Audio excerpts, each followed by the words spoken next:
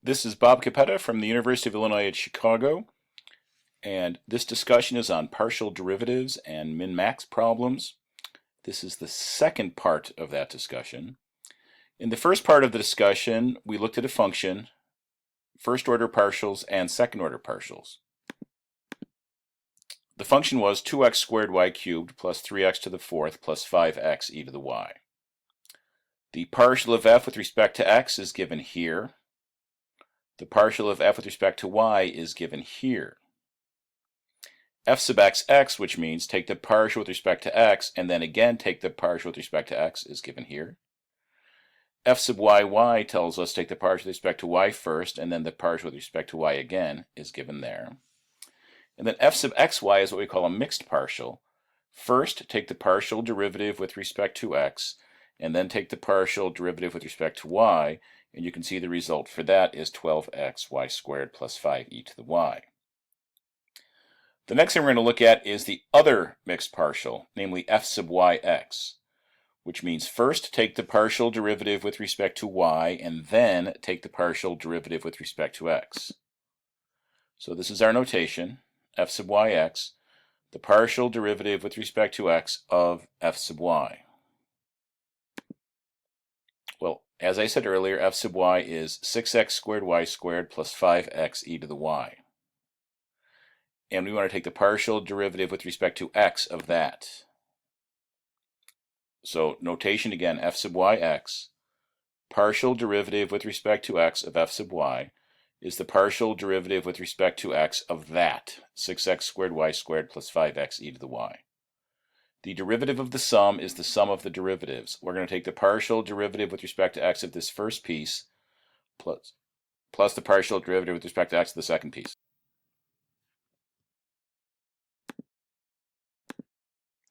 So indeed, this is what we get. Now, the partial derivative with respect to x tells us that x is our variable of interest. So y squared is behaving like a constant, 6 is behaving like a constant, and 6y squared can come out in front of the derivative operator. Over here we have the partial derivative with respect to x of 5x e to the y. X is our variable of interest, so e to the y and 5 essentially are constants. They can come out in front of that derivative operator. So once we do that, we pull out the constants and the variable parts that are perceived as constants, and all we have left are functions of x. When you have a partial derivative with respect to x of a function of x, it behaves exactly like a regular derivative. So d dx of x squared is 2x, partial with respect to x of x squared is 2x. d dx of x is 1, partial with respect to x of x is 1. And then we go ahead and do our simplification. 6y squared times 2x would be 12xy squared, plus 5 times e to the y would be plus 5e to the y. And our result is there. So we have successfully computed f sub yx. But earlier we had f sub xy was 12xy squared plus 5e to the y. And now we have f sub yx is 12xy squared plus 5e to the y. And you will notice that the mixed partials are the same. In this class, that will always be the case. You've got to get to some pretty high-powered mathematics before you get to a situation where the mixed partials are different. So for the kinds of functions we study at this level, f sub xy and f sub yx will always be the same. Now, frankly, I think it's a good idea to do them both to sort of give yourself a check. But in the min-max problems, the reality is you really only have to do one of them to go ahead and complete the problem. So let's take a look at a min-max problem. We want to find the relative maximums and minimums of that function. Relative min and max. Who is the largest peak? What is the largest value in a region? Would be a relative max. What is the smallest valley?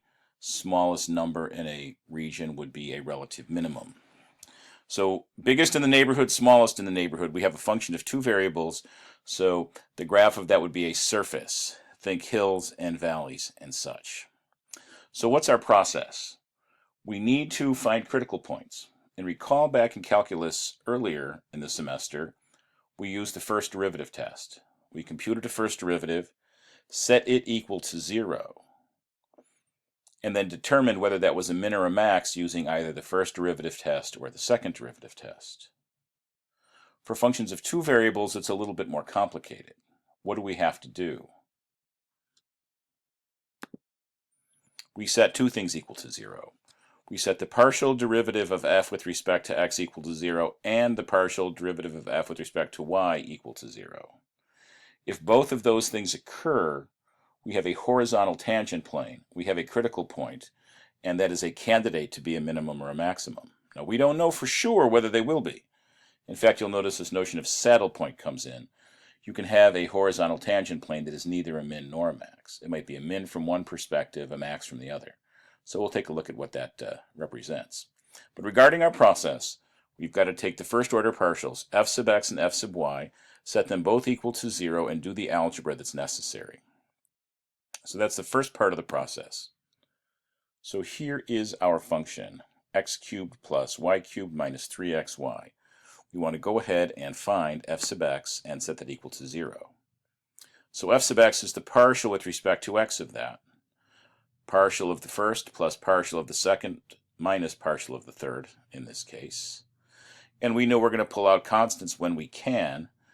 And the one that's relevant here is 3y. X is our variable of interest. 3y is perceived as a constant.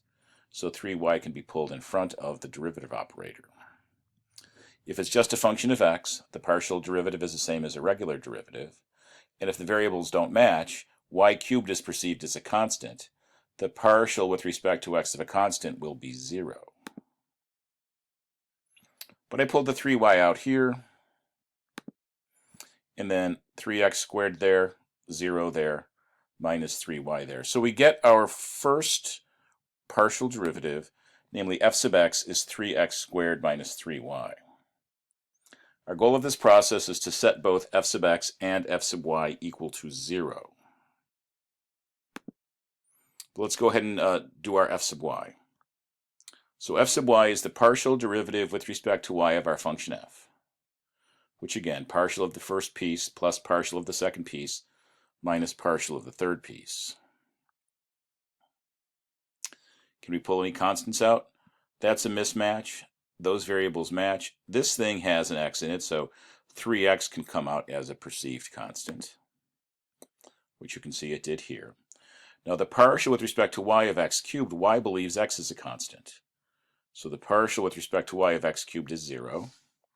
The partial with respect to y of y cubed, the variables match, so it's the same as the regular derivative. d dy of y cubed is 3y squared. And of course, same thing here, d dy of y would be 1.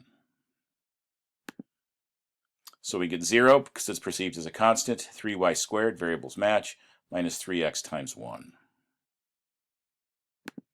So we have our f sub y equals what? Equals 3y squared minus 3x.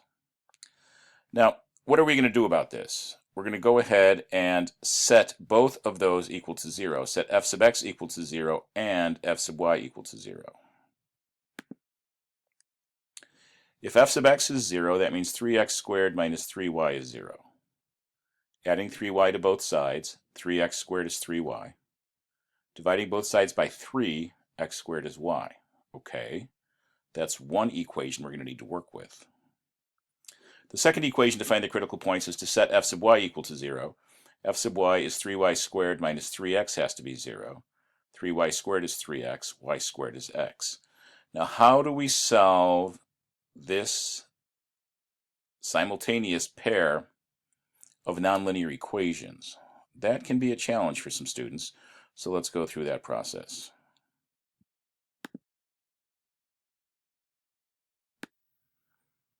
So here's my system of equations. X squared is y, and y squared is x. So how do I solve those both at the same time? How do I find points that make both of them true?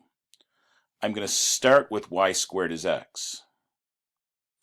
And then, since y equals x squared, I'm going to plug x squared in for y using substitution.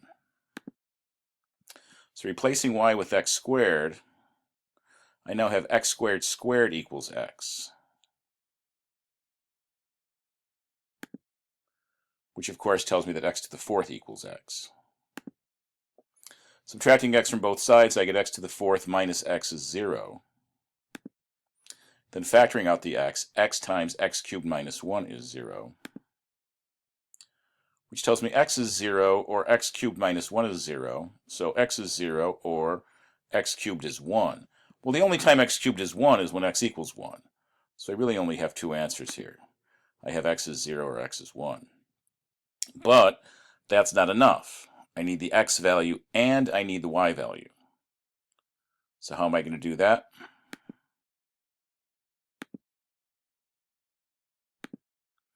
Well, we know that x squared is y.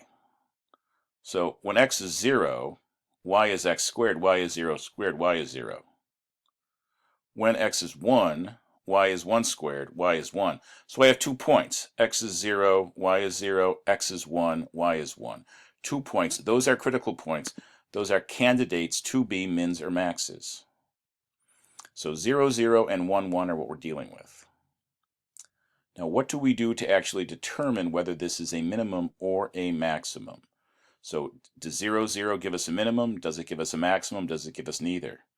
Does 1, 1 give us a minimum? Does it give us a maximum? Does it give us neither? That's the process that we have to look at here. Now to do this, we've got to find second order partials. So we've got to find f sub xx, f sub yy, f sub xy, and f sub yx for those two critical points, for 0, 0 and for 1, 1. And based on the behavior of those numbers, we can identify whether the critical point will give us a minimum, a maximum, or neither.